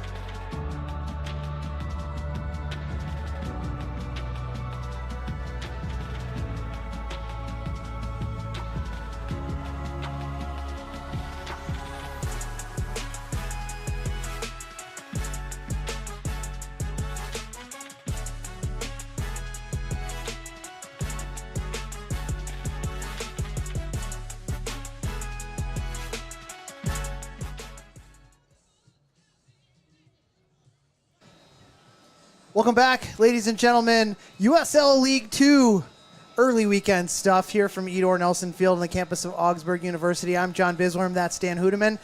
Scoreline is your Minneapolis City Crows 2, Rochester FC 0. Shots go 5-16 in favor of the Crows. I was told when I was briefly stepping out of the booth that Rochester FC goalkeeper number 33 Andrew Swancutt had 10 saves today. I mean, I was really impressed with him. Good saves, really controlled his box, he's quick off his line. He had to be. Maybe his distribution wasn't great, but you know what? Like, you're splitting hairs at this point, Dan. I really that's a former goalkeeper splitting hairs because he did what he had to do. He kept the ball out of the goal. City with a number of huge chances, and he came up big to most of them. Yeah, absolutely. We talked about it throughout the entire broadcast. It was one-way skiing for Rochester FC with the ball, but chances weren't of substance. So really good job of the Minneapolis City defense. As soon as some fireworks started to happen, we'll get into that in a second, the tables turned. But it all started with a 27th minute goal from Andrew Heckenleibel on the first mistake of the game for Rochester FC. Well, and you said it at the beginning of the game when you're talking about the keys to the game is you got to manage those mistakes, you got to punish teams for the mistakes. I don't know, there's a huge mistake. Schrage wins the ball, quickly transitions to attack. Great ball over the top for Heckenleibel. Lovely touch to beat the goalkeeper. City 1-0. I'm not sure they entirely deserved it based on, if you think about possession stats. Yeah, possession stats, but they made the chances and they made them count. And then nothing else of substance really happened for either side in the first half. Then the second half started, and man, it was a different story, Dan. The only continuous thread for this game was high pressure by Rochester FC, really quick 1-2 combination play. But again, Minneapolis City's defense bend, don't break until the 75th minute when who I thought was being extremely dangerous for Rochester FC on the offensive end, Giovanni Ramos, left the field of play to get in the face of a City player on the bench. Red card happens. You're down a man. Joey Tawa for Minneapolis City must have said something because he got sent off in the 76th minute. So back-to-back red cards there. Well, and silly stuff, John, right? Because, you know, if I'm trying to take myself out of being here from Minneapolis, great performance from the referee, largely even. You know, Rochester probably shaded in terms of the fouls. Ramos trying to buy a foul. I felt like he got called out for that by the City bench. Why leave the field of play? You're only down a goal. Yep. You got almost 30 minutes left to play. You leave the field of play aggressively, you're always going to be sent off. Foolish. And if I'm being honest, you can say the same stuff on the field of play to the player on the bench than you can in his face. So, you don't need to leave. So at that point, Rochester FC is down a man all the way through to the 82nd minute when, off of a corner kick for Minneapolis City, being up a man, Jake Swallen has a wide open opportunity from almost 25 yards out. Maybe we'll call it 25 yards plus. Puts his laces through one, dipping in front of Swancutt's 6-yard box. Not much he could do. Nothing he could do. I mean, he may have asked his defenders to do a little bit more. No one within 15 yards of Swallen to take nothing away from his strike, which was a beauty. Under no pressure, a player of his quality is always going to solve that. And yet we still weren't done with the drama. And he didn't try to do too much in that either. He just set his foot, picked his spot, and put his foot through it, which was calm as can be. A classy finish. But the interesting moments were not over. In the 86th minute, Bo Drath picks up a yellow card on top of the one he got in the 78th minute. Now Rochester FC is down to 8 men, and another yellow card comes in the 88th minute for Fabian Montenegro, who was on a yellow card for much of the second half. Montenegro, to me, lucky that it wasn't more. He came in hard, and frankly, if there was an advantage to be played, it may have warranted closer inspection. I think that's what happens sometimes when you get some frustration against close teams. But at the end of the day, if you look at chances versus chances, to me, John, the scoreline was pretty fair. I think so, too. I mean, if not for Swancutt, which once again, for some reason, against Minneapolis City, goalkeepers level up and stand on their heads. This one could have been more than 2-0. I think it also, for me, Dan, punctuates. I was kind of talking about it throughout the second half and at the end of the first half. It punctuates like the being ball dominant isn't always the best way to win a soccer game. Yeah, I think you're right. And certainly at this level where you don't have months and months and months together, and where mistakes can get you. And we saw that happen today. Well, Dan, let's talk about who do you feel is our 2 founders, 1 booth player of the game? Well, to me, John, and I think we're probably going to agree on this one because this is both true for this game, but we've also seen it a lot this whole season where we've got a guy in the City defense doing the dirty work, in the trenches, unbeatable. For me, it's Cole Schrage. I don't disagree with you with an ounce, Dan. I thought Cole was fantastic once again today. As we're watching the replay on here, him clearing out a dangerous corner kick for Rochester.